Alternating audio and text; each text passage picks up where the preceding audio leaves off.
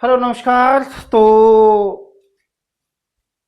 उम्मीद है कि आप सभी बहुत अच्छे होंगे। और जैसे कि आपको याद है कि हम कक्षा 11 की आपको फिजिक्स करवा रहे हैं, जिसका पहला चैप्टर चल रहा है आपके पास में। और अभी तक इसकी कुल 8 क्लास हो चुकी हैं और ये क्लास है 9।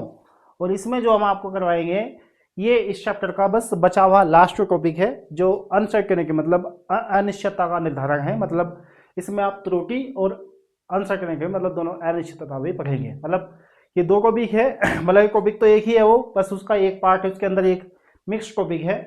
तो टॉपिक का नाम एक प्रकार से बोलूँ, सीधी सी बात बोलूँ तो वो है टॉपिक आपके पास में सीधा सीधा त्रुटि। टॉपिक तो ये है बस, बाकी तो उसमें भाषा ही कुछ भी लिख दिया हो, वो कुछ भी हो सकता है। एरर अंग्रेजी में बोलते हैं। त्रुटि मतलब बोले तो एरर मतलब गलती। सिंपल सी भाषा में बात करूंगा तो क्या है, मतलब गलती। ठीक है। तो वैसे त्रुटि होती क्या है, सवाल सबसे पहला यही है कि त्रुटि होती क्या है।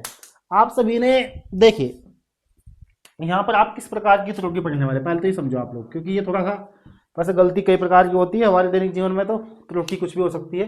लेकिन यहाँ समझिए कि यहाँ पर फिजिक्स में क्या मतलब है इस चीज का। ठीक है, तो हम आपको वही बताने वाले हैं कि यहाँ पर इसका मतलब क्या है।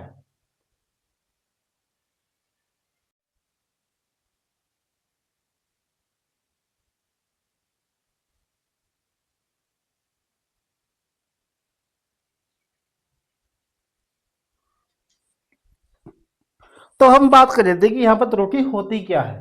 देखिए यहाँ पर क्या त्रुटि, सपोज कीजिए कि ये आपके पास में कोई वायर है, कोई तार है, मान्य बात ये ही है, सीधी सी बात है, हम इसी मार्कर की बात करते हैं। तो आप फिजिक्स में प्रैक्टिकल करते हैं अपनी लैब में। अगर आपने लैब में प्रैक्टिकल किए होंगे तो आपके पास में एक इंस्ट्रूमेंट होता है, वर्नियर कैलिपर्स। वर्नियर कैलिपर्स, उससे लंबाई मोटाई चौड़ाई गोलाई सब कुछ मापी जाती है। इसका एक्सपेरिमेंट भी है आपके पास में कक्षा 11 में। तो क्या करते हैं, जैसे कि आपको पता है कि इसकी लंबाई लगभग 10 सेंटीमीटर सपोज कीजिए। तो एक बच्चे को हमने बोला कि भैया इसकी लंबाई नापो, तो लंबाई मापी इसकी। तो देखा तो क्या भाई, हमारे पास में लंबाई तो टोटल इसने इसकी 10 सेंटीमीटर थी, लेकिन उसने लिख दीजिए 9.8 सेंटीमीटर। कितनी लिख दी उसने, 9.8 सेंटीमीटर। तो गलती आ गई ना, कितनी आ गई है, 0.2 सेंटीमीटर की कमी आ गई।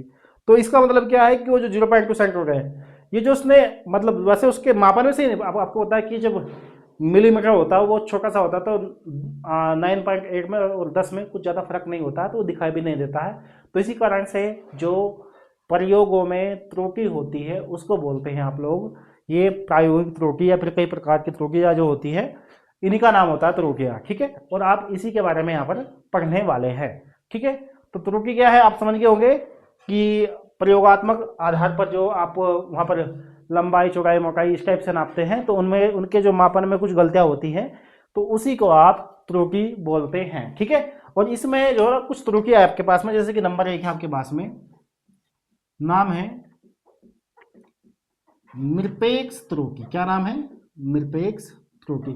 आप तरह कैसे बनाते हो आपको पता होगा, लेकिन मैं तो भैया ऐसे ही बनाता हूं। ठीक है, अंग्रेजी में बोलते हैं एब्सोल्यूट, एब्सोल्यूट एरर। ठीक है, इसकी क्या डेफिनेशन है जी। ठीक है, इसकी डेफिनेशन है क्या, डेफिनेशन बहुत ईजी है भैया। क्या डेफिनेशन है, सिंपल सी है, आपको समझ में तुरंत आ जाएगी। कि कोई मापन मानने की बात है, ये एक भौतिक राशि है कि किसी भौतिक राशि की वास्तविक माप तथा प्रयोगकर्ता यानी कि मापनकर्ता द्वारा मापी गई माप में जो अंतर होता है वही क्या कहलाता है, निरपेक्ष त्रुटि कहलाता है। सिंपल सी डेफिनेशन है, आप इसको लिखिए तुरंत, बस आप लिख लीजिए इसको तुरंत। बाकी जो उसमें समझाने की चीज़ है सबसे मेन वो मैं आपको बता दूंगा कि सवाल कैसे आता है। पहले तो आप डेफिनेशन लिख लीजिए ताकि आपके नोट्स पूरे हो जाए। ठीक है, देखिए किसी भौतिक राशि, देखिए किसी भौतिक राशि के वास्तविक मान तथा, आगे लिखें, तथा मापनकर्ता द्वारा, किसका द्वारा भाई, मापनकर्ता द्वारा मापे गए मान के अंतर को निरपेक्ष त्रुटि कहते हैं। बस सिंपल सी परिभाषा है इसकी, ठीक है, को निरपेक्ष त्रुटि कहते हैं। क्लियर बात है, ये डेफिनेशन हुई। यानी कि जो निरपेक्ष त्रुटि का फॉर्मूला होगा वो क्या होगा, ध्यान दीजिए आप लोग, वो होगा वास्तविक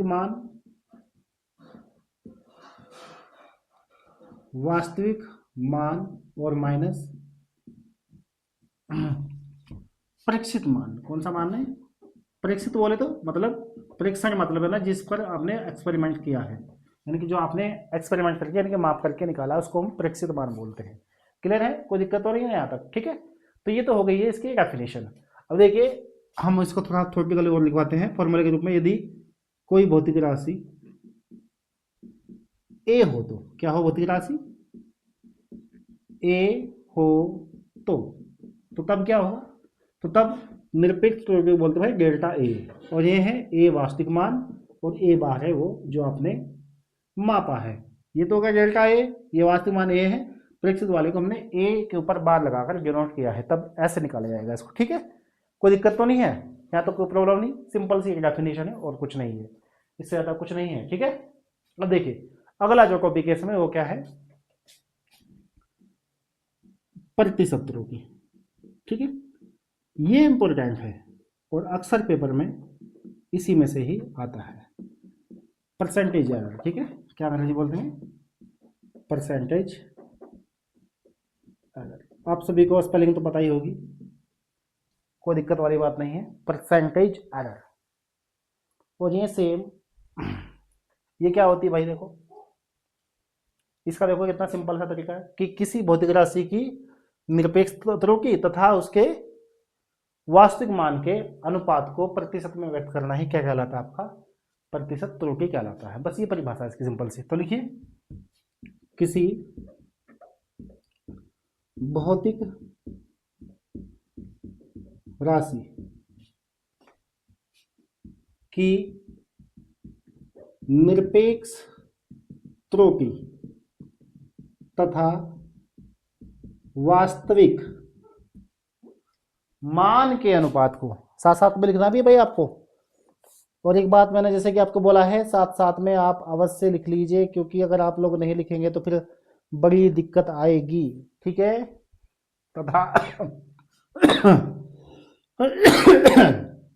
वास्तविक मान के अनुपात को, इसको बोलते भाई हम आपेक्षिक यानी कि भिन्नात्मक। क्या बोलते हैं इसको हम, भिन्नात्मक, सही लिखना भाई हिंदी, भिन्नात्मक ओब्लिग आपेक्षिक त्रुटि कहते हैं। ये तो डेफिनेशन है, तो साथ साथ में इसकी भी आ गई है, मतलब आपेक्षिक जो त्रुटि है, ये क्या डेफिनेशन आई है जी आपके पास में, ये आई है निरपेक्ष त्रुटि और अपॉन में वास्तविक मान, यानी कि डेल्टा ए बाई ए। ये किसी भौतिक राशि ए के लिए ही बात चल रही है ना, और यहाँ पर इसको ये वाला डेल्टा लिख देते हैं, ये वाला इस टाइप। इसका नाम भी भैया डेल्टा ही होता है, कुछ और नहीं होता। ये भी डेल्टा है, ये भी डेल्टा है, और आगे चल के और भी आएंगे वो भी डेल्टा ही होंगे, ठीक है। सबका नाम क्या है, डेल्टा ही है, कुछ अलग नाम नहीं है इसका, ठीक है। और फिर इसके नीचे क्या लाइन लिखनी है आपको, इसके नीचे क्या लाइन ये लिखनी है कि इसे प्रतिशत में व्यक्त करना, किसमें, ये इसके नीचे लिखना जगह नहीं है तो इसलिए मैं इधर लिख रहा हूँ भाई, समझ जाना आप लोग, है ना। क्या है, इसे प्रतिशत में व्यक्त करना, किसमें, प्रतिशत में व्यक्त करना प्रतिशत त्रुटि कहलाता है, ठीक है। सिंपल सी परिभाषा है इसके नीचे बस, यानी कि जो प्रतिशत त्रुटि है उसका फॉर्मूला क्या है, उसमें बस आपको क्या करना है कि जो डेल्टा ए बाई ए आया था इसको किस में कन्वर्ट कर दीजिए, प्रतिशत में। आपको पता है प्रतिशत में कन्वर्ट करने के लिए 100 से गुणा करनी पड़ती है, तो ये प्रतिशत में त्रुटि आ जाएगी आपके पास में, ठीक है। तो ये फॉर्मूला किसका है जी, प्रतिशत त्रुटि का है। कोई दिक्कत तो नहीं है। देखिए ये डेफिनेशन है सिंपल सी, और इसमें कोई बड़ी बात होनी भी नहीं चाहिए, चाहे ये प्लस में हो चाहे माइनस में हो, ये सभी आराम से निकल जाती है, इसमें कोई दिक्कत नहीं होती है। ठीक है, ये तो परिभाषा है, सिर्फ परिभाषा तो आपको खैर लिखनी होती है, क्योंकि जब हम टॉपिक स्टार्ट करेंगे सवाल करवाएंगे तो आपको डेफिनेशन पता होनी अनिवार्य है। ठीक है, तो अब हमारा काम है अगला कि किसी सवाल में प्रतिशत त्रुटि निकालते कैसे हैं। ठीक है, देखिए प्रतिशत त्रुटि निकालने के लिए आपसे दो चीजें आनी चाहिए जो आपके लिए बिल्कुल नई है, और वो आपने पहले इसको लिख लीजिए आप लोग सभी। ठीक है, चाहे वीडियो को रोक करके लिख लीजिए। तो मैं क्या बोल रहा था आपको कि प्रतिशत त्रुटि को निकालने के लिए आपसे दो चीजें आनी चाहिए जो बिल्कुल नई है आपके लिए। आपने कक्षा 11 में है तो आप लोगों ने नहीं पढ़ा होगा, और यदि आप गणित वाले बच्चे हैं तो अभी तक तो आप उस टॉपिक पर गणित में भी नहीं गए होंगे, क्योंकि इसमें आपको दो चीजें सीखनी पड़ेगी। एक का नाम है अवकलन और एक का नाम है भैया लघुगणक। दोनों चीजें सीखनी पड़ेगी जो गणित की है। और मुझे पता है कि आप लोगों ने, यदि कोई कंपटीशन वाला बच्चा है जिसने 12 पास कर लिया और वो नीट की तैयारी कर रहा था, उसको तो सब कुछ पता होगा कि भैया क्या होता है क्या नहीं होता। लेकिन कोई यदि फ्रेश बच्चा कक्षा 11 का है तो उसको नहीं पता होगा। ठीक है, तो हम आपको फ्रेश बच्चे के आधार पर बता रहे हैं। एक आप लोग इसमें सीखेंगे अवकलन। क्या सीखेंगे? अवकलन। ठीक है, अब अवकलन क्या है मैं सिर्फ इतना बताऊंगा जितनी आवश्यकता है, नहीं तो ये बहुत बड़ा चैप्टर है भाई, कक्षा 11 में 12 में उससे भी बड़ा चैप्टर है। ठीक है, बस यहाँ पर इतना बताऊंगा जितनी मुझे आवश्यकता है, उससे फालतू में बिल्कुल भी नहीं बताऊंगा। ठीक है, अवकलन क्या है? देखो अवकलन का भाई चिन्ह होता है ये डी बाई डी एक्स, या फिर डी बाई डी टी, या फिर डी बाई डी वाई। इनका मतलब क्या आता है कि यहाँ पर अवकलन हो रहा है एक्स के सापेक्ष, यहाँ पर हो रहा है टी के सापेक्ष, यहाँ पर हो रहा है वाई के सापेक्ष, और आगे नीचे यदि जाएगा जाएगा तो वो किसके सापेक्ष होगा? जेड के सापेक्ष। क्लियर है? इसके कुछ सूत्र हैं,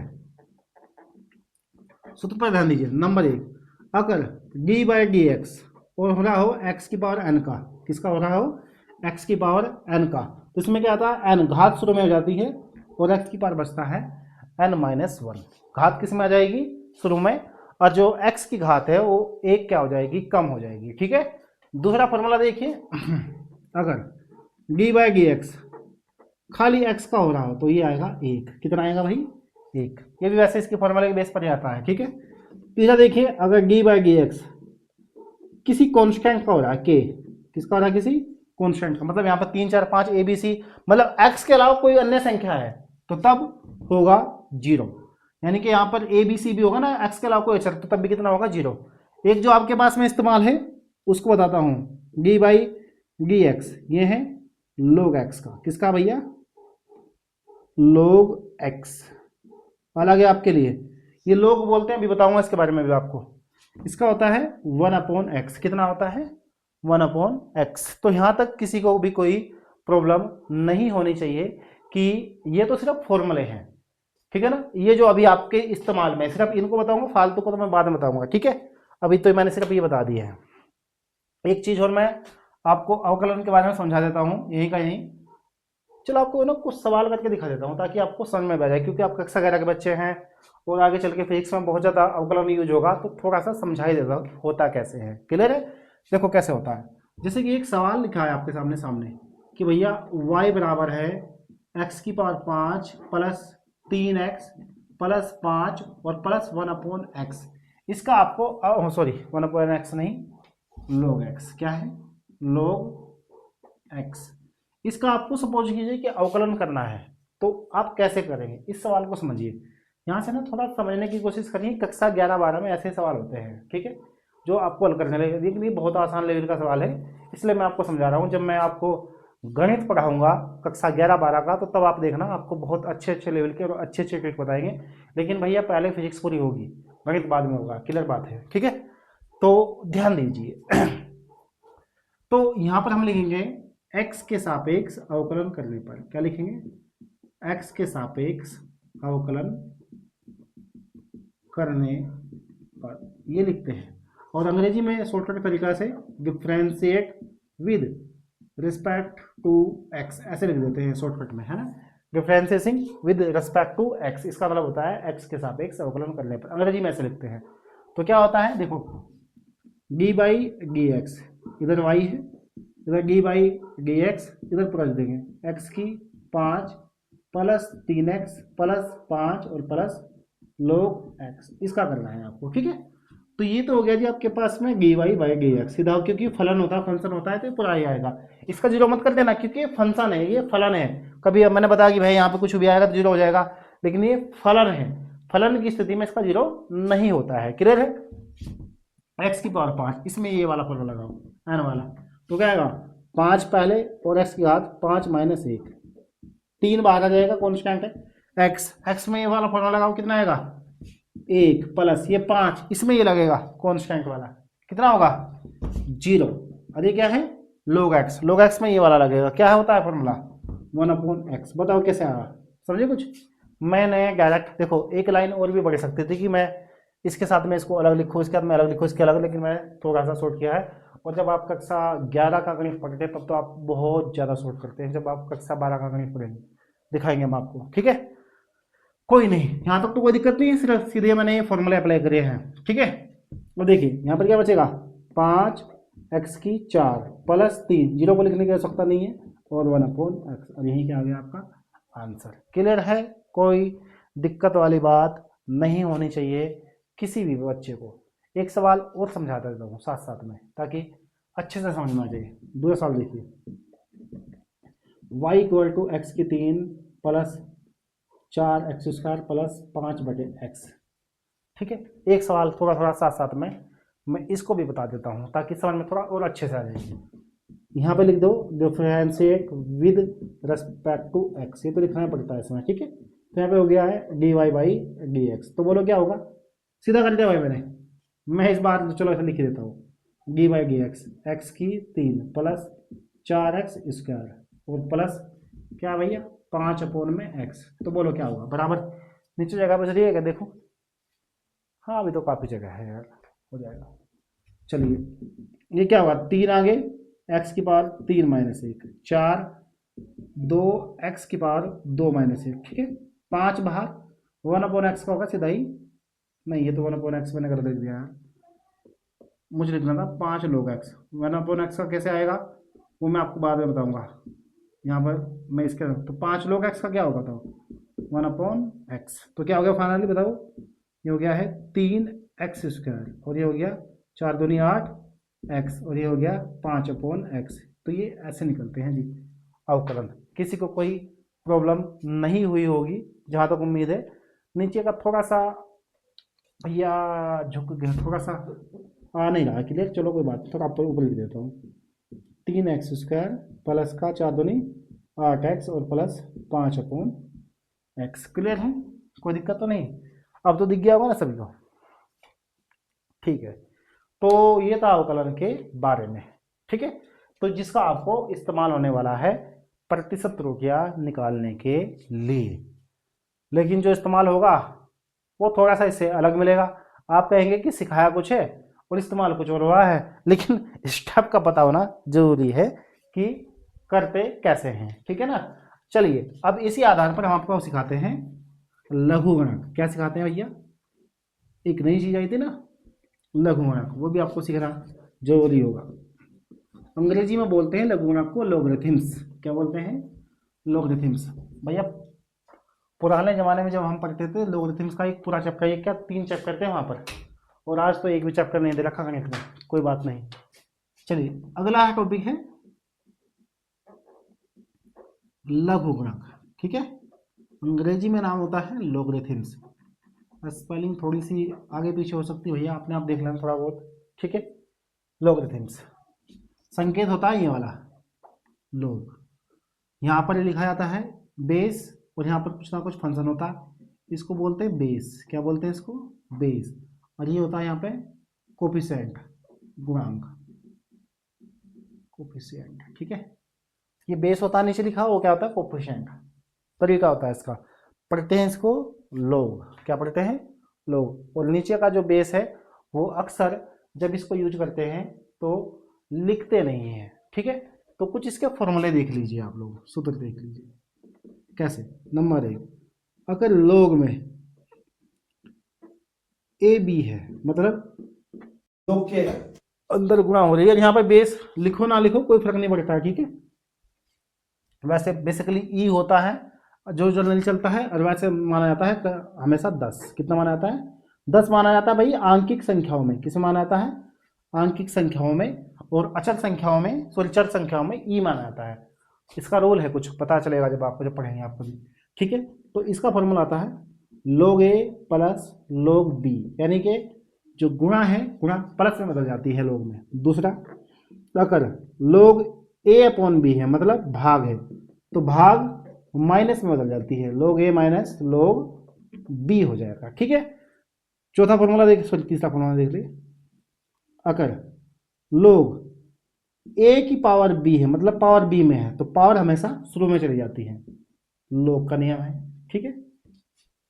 चौथा, अगर log बेस ई पर ई, ये दोनों सेम मिल जाए, बेस बेस, तो इसका मान 1 होता है। ये 4 फॉर्मूले भैया जो log के हैं, आपको इस्तेमाल करने हैं कक्षा 11 की फिजिक्स में। 11 की क्या, पूरी फिजिक्स में 12 की में इस्तेमाल होता है इनका। बस ये फॉर्मूले हैं, आपको ये फॉर्मूले लिखने हैं, और यूज कैसे होंगे अभी हम आपको सवाल में बताएंगे, ठीक है। तो मुझे उम्मीद है कि ये आपने लिख लिया होगा, और अब हम आपको सीधा त्रुटि के ऊपर लेकर चलते हैं, ठीक है। तो अब त्रुटि के बारे में देखिए कि भैया इन फॉर्मूलों का कैसे इस्तेमाल होगा। यदि आपने फॉर्मूले नहीं लिखे हैं ना, तो वीडियो को पीछे पॉज करके फॉर्मूले लिख लीजिए। कुछ बच्चों का रिकमेंड आई थी कि सर हमें पीडीएफ में नोट्स दे दीजिए।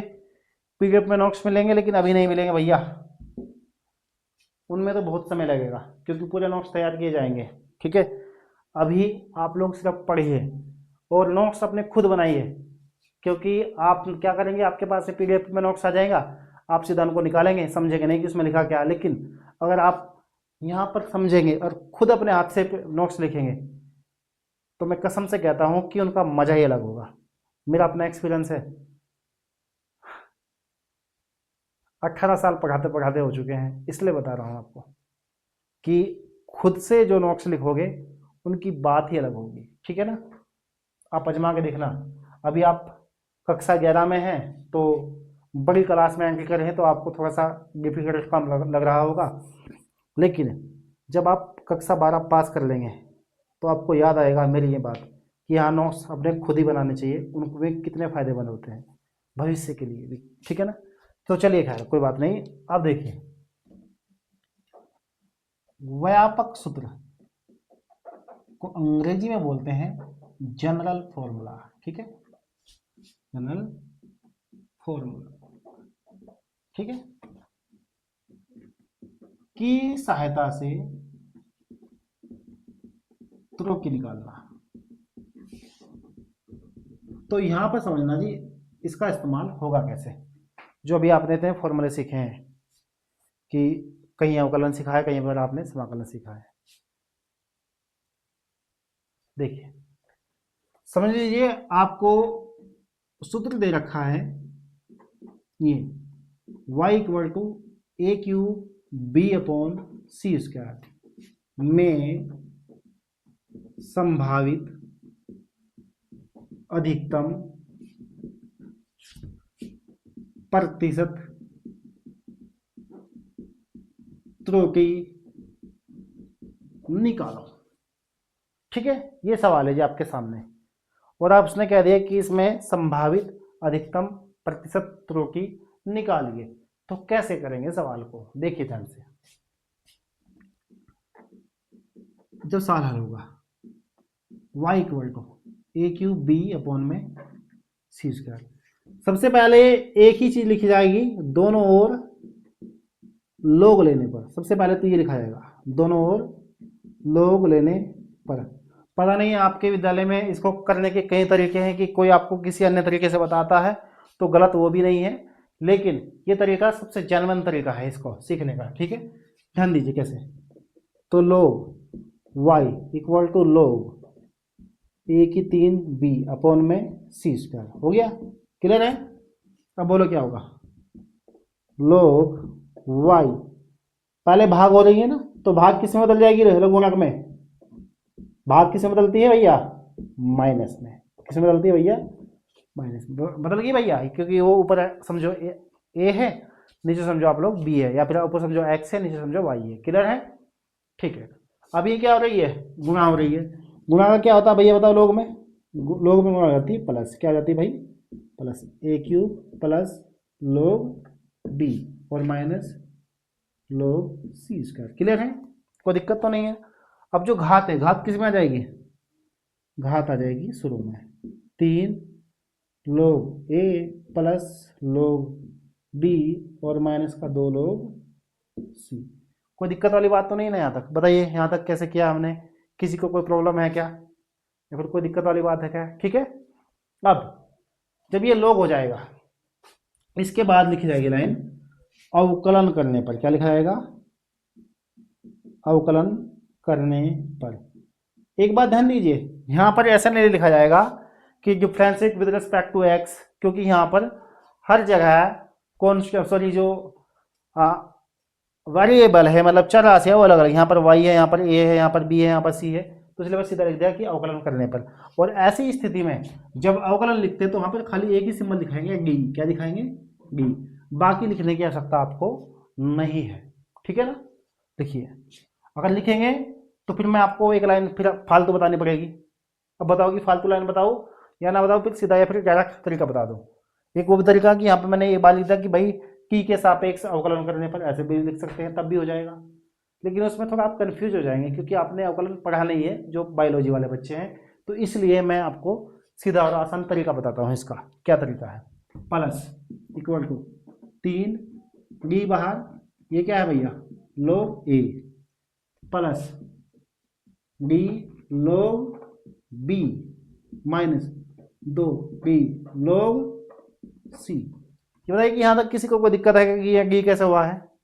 मतलब जब अवकलन करेंगे तो हर जगह पर डी लगा दीजिए। अब लोग का आपने पढ़ा था क्या फॉर्मूला? 1/x। लोग x का क्या आता था? 1/x। हर जगह वहीं पर भी यही होगा। इसका क्या होगा? 1/y।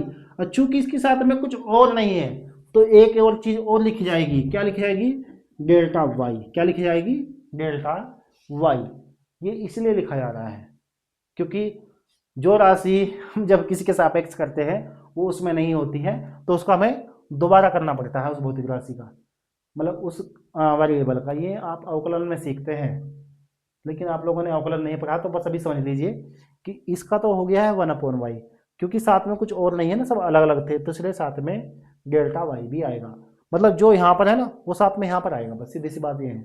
अब ऐसे ही यहाँ पर होगा आगे 3 1/a, साथ में क्या आएगा? डेल्टा ए प्लस ये क्या आएगा? 1/b, साथ में क्या आएगा? डेल्टा बी माइनस 2, इधर लिखता हूँ, माइनस का 2 1/c, साथ में क्या आएगा? Delta C. ये बताइए कि यहाँ तक कोई दिक्कत है क्या किसी को भी? सेम वही तरीका है, बस क्या हुआ है, इसलिए अगर मैं इसको बताता हूँ कि पूरा कैसे आया है तो पूरी 4 लाइन बढ़ती, इसलिए सिंपली समझ जाओ कि होता कैसे है। और वो समझ में अच्छे से उसी का आता जो मैथ वाला बच्चा है, बायोलॉजी वाले बच्चे के सर से भाग जाती तो कोई फायदा नहीं है। तो इसलिए मैंने ये तरीका आपको सिंपल बताया है। ठीक है, तो इसको क्या लिख सकते हैं? क्या? डेल्टा वाई अपॉन में वाई 3 डेल्टा ए अपॉन में ए प्लस डेल्टा बी अपॉन में बी और माइनस के 2 डेल्टा सी अपॉन में सी। कोई दिक्कत तो नहीं है? तो अभी तक तो ये आप देख रहे होंगे निकली है भिन्नात्मक त्रुटि। क्या निकली है? भिन्नात्मक। लेकिन हमें क्या निकालनी भैया? प्रतिशत त्रुटि। क्या निकालनी है? प्रतिशत त्रुटि। इसलिए तो प्रतिशत के लिए क्या करेंगे बताओ? इसमें 100 से गुणा कर देंगे। कितने से गुणा कर देंगे भैया? 100 से प्लस 100 बराबर 3 डेल्टा ए बाई ए गुणा 100 प्लस डेल्टा बी गुणा 100 माइनस का 2 डेल्टा सी बटे में 100 गुणा 100, यानी कि सभी में क्या किससे गुणा हो गई है? 100 से गुणा हो गई है प्रतिशत त्रुटि निकालने के लिए। ठीक है, और लेकिन आपको क्या निकालनी है? आपको निकालनी भैया अधिकतम त्रुटि। क्या निकालनी है? संभावित अधिकतम प्रतिशत त्रुटि। और बस बाद में एक बात लिख देना, अतः करके संभावित, ये लाइन इनके बाद में आएगी अधिकतम, जब ये आ जाएगी ना इसके बाद आती है लाइन हमेशा अधिकतम प्रतिशत त्रुटि। तो ऐसी स्थिति में क्या होगा? जब संभावित अधिकतम है तो डेल्टा वाई अपॉन में वाई यहाँ पर लग जाएगा, ये इसको बोलते हैं भैया मोड। क्या बोलते हैं? Mode, MOD। फुल फॉर्म होती है मॉडुलस, हिंदी में बोलते हैं मापांक। क्या बोलते हैं? मापांक। ठीक है, तो जब ये लगता है मॉडुलस तो तब क्या होता है, ध्यान दीजिए, और साथ में लगेगा यहाँ पे मैक्स भी लिखा जाएगा, क्योंकि ये मैक्सिमम त्रुटि निकल रही है। ठीक है, मैक्सिमम का मतलब होता है अधिकतम। ठीक है, और गुणा में क्या आएगा? 100। तब क्या होगा? 3 तो सेम रहेगा, delta A by A mode, और गुणा में क्या आ जाएगा? 100 प्लस डेल्टा B बाई में B गुणा 100। लेकिन जो नया चेंज आएगा क्या होगा? जब भी ये मोड लग जाएगा अधिकतम वाला, तो जो भी संख्या इसमें माइनस का चिन्ह है वो अपने आप ही प्लस का तो हमेशा प्लस ही रहेगा, लेकिन माइनस वाला किस में बदल जाएगा? प्लस में बदल जाएगा। कैसे? ध्यान दीजिए, यहाँ पर ये -2 लिखा हुआ ना, ये बस प्लस का 2 हो जाएगा, डेल्टा C अपॉन में C और गुणा 100। तो तब आंसर ये हो जाएगा, और जब इनके मान दिए जाएंगे तो वो मान इसमें रख देंगे, तो यहाँ से फिर आपका फाइनल आंसर आ जाएगा। तो कुल मिला के एक जनरल तरीका इसको करने का ये है। ठीक है, और जब देखिए, अब सुनिए, इसमें तो मैंने आपको पूरा बताया कि मतलब लोग लिया है तो ये ऐसे ऐसे हुआ है, ऐसे ऐसे अवकलन किया है। जब मैं इसको सवाल में करूँगा ना, मैं यहाँ पर लिखूँगा दोनों ओर लोग लेने पर। जब लिखूँगा सीधी इस लाइन को लिखूँगा, बीच का दिखाऊँगा नहीं कि हुआ क्या है। क्लियर है? जब सवाल करेंगे, क्योंकि ये तो बहुत लंबा सवाल हो जाएगा। और जब लिखूँगा अवकलन करने पर तो सीधा इसको लिखूँगा, ये बीच की नहीं दिखाऊँगा। आई बात समझ में? ये सिर्फ आपको समझाने के लिए थी कि हुआ कैसे है, और पेपर में भी आपको ऐसा करना, नहीं तो सवाल बहुत लंबा हो जाएगा, सवाल करने में भी बहुत ज़्यादा टाइम लग जाएगा। आज है ना मैं बात समझ में मैं क्या बोल रहा हूँ? तो इसीलिए ये चीज़ें आपको सिर्फ समझाने के लिए थी कि भैया होता कैसे है, कैसे नहीं होता है।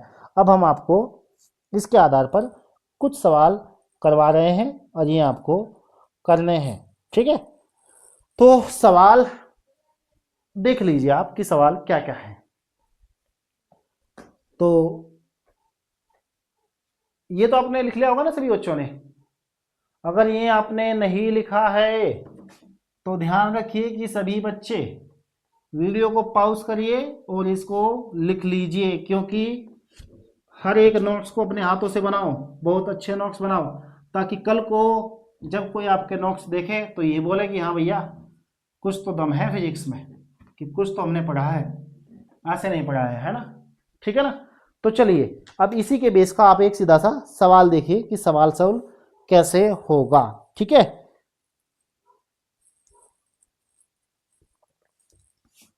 सवाल क्या है, ध्यान दीजिए। यदि कोई भौतिक राशि, आप भी साथ साथ में लिख लीजिए, यदि कोई भौतिक राशि P इक्वल टू, क्या दे रखा भाई सवाल में? A cube upon B square, अच्छा A cube B square upon C है, A cube B square upon में C है। ठीक है, इतना तो उसने दिया है कि भैया भौतिक राशि तो ये है। आगे लिखा है इसने, तथा A, B व C के मान में प्रतिशत त्रुटियां, कौन सी त्रुटियां भाई? प्रतिशत त्रुटियां क्रमशः है, क्रम के अनुसार दे रखी भैया, कितनी कितनी दे रखी है? ठीक है, 1%, 2% व 3% है। तो P के मान में अधिकतम प्रतिशत त्रुटि ज्ञात कीजिए। सवाल ये है, अधिकतम प्रतिशत त्रुटि ज्ञात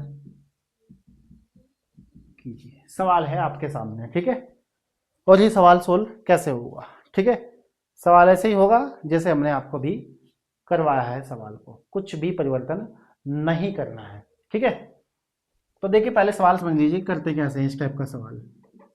जब हल करेंगे, क्या करेंगे? जब इसको हम हल करेंगे तो कैसे होगा, ध्यान दीजिए, दिया है, लिख दो आप लोग वही P equal to A Q B square upon में सी। ठीक है, अब क्या करो जी, दोनों ओर जो मैंने आपको बोला था लोग लेने पर, क्या लेने पर, लोग लेने पर, लोग क्या हो जाएगा P, और यहाँ पर 3 आगे लोग A प्लस 2 लोग B और माइनस का लोग C।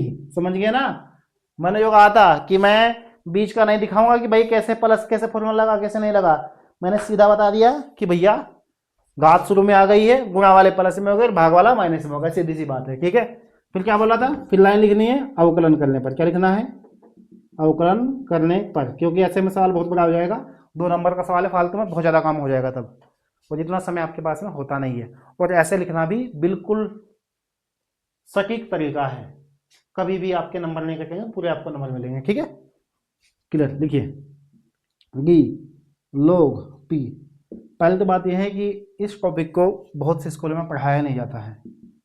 3 डी लोग ए प्लस 2 डी लोग बी और माइनस का डी लोग सी। ये इसके सवाल ना अधिकांश कंपटीशन में आते हैं, पेपर में तो भले थोड़े बहुत कम आ जाए लेकिन कंपटीशन में बहुत आते हैं सवाल। ठीक है, तो यहाँ पर हो गया है, क्या आ जाएगा, डेल्टा पी अपॉन में पी, 3 डेल्टा ए अपॉन में ए, फिर क्या आएगा 2 डेल्टा बी अपॉन में बी और डेल्टा सी अपॉन में सी।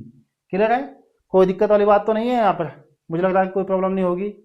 ठीक है, और अब क्या लिखेंगे बताओ, अब लिखेंगे इसलिए प्रतिशत त्रुटि, क्या लिखेंगे, प्रतिशत त्रुटि। क्या लिखते हैं बताओ उसमें, डेल्टा पी अपॉन में पी गुणा कितने से हो जाएगी 100 से, करो 3 डेल्टा ए बाई ए गुणा कितने से 100 से, प्लस डेल्टा बी 2 है ना 2 डेल्टा बी अपॉन में बी गुणा में 100 माइनस डेल्टा सी अपॉन में सी गुणा में 100। ठीक है, लेकिन आपको कौन सी निकालनी है, अधिकतम प्रतिशत त्रुटि। तो फिर क्या लिखते हैं बताओ, सेम लाइन ऐसे चलनी बस, अतः है अधिकतम प्रतिशत त्रुटि। तो मैंने अभी क्या बताया था, तब क्या लग जाएगा यहाँ पे डेल्टा पी अपॉन में पी, और यहाँ पे क्या लग जाता है मैक्स गुणा 100।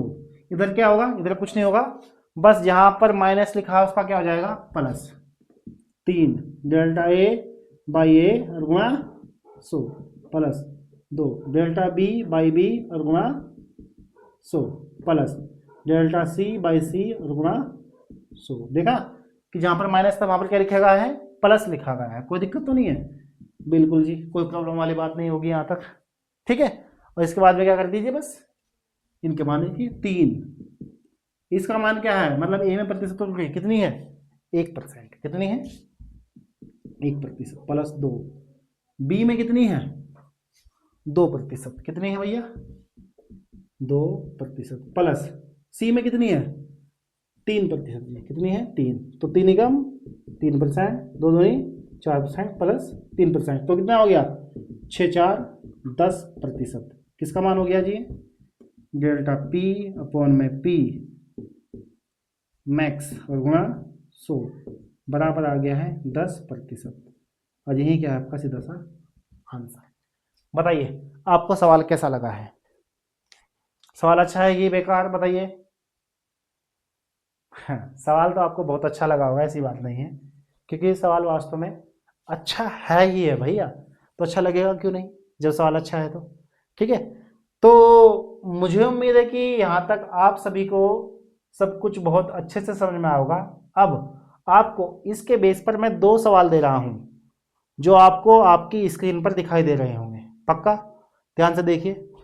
2 क्या 3 4 सवाल दे देता हूँ, चलो 2 और भी देता हूँ, 4 सवाल देता हूँ टोटल, और ये चारों के चारों आपको आपकी स्क्रीन पर दिखाई दे रहे होंगे, और आप सभी बच्चे इन सवालों को हल करेंगे और मुझे बताएंगे कि इन सवालों के आपके आंसर क्या क्या आए हैं। ठीक है, कि आपके आंसर ही जब आपने हल किए हैं तो किसका आंसर क्या है, कमेंट में आपको अवश्य लिखना है।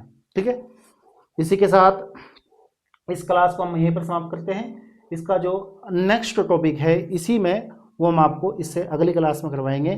तो बस लास्ट में आपसे एक ही गुजारिश है कि इस वीडियो को आपको लाइक करना है, कमेंट करना है, दोस्तों के साथ में शेयर करना है, और आपको हमारी फिजिक्स कैसी लग रही है एक बार कमेंट में आपको अवश्य बताना है, ताकि हमारा मनोबल बढ़ जाए। ठीक है, धन्यवाद।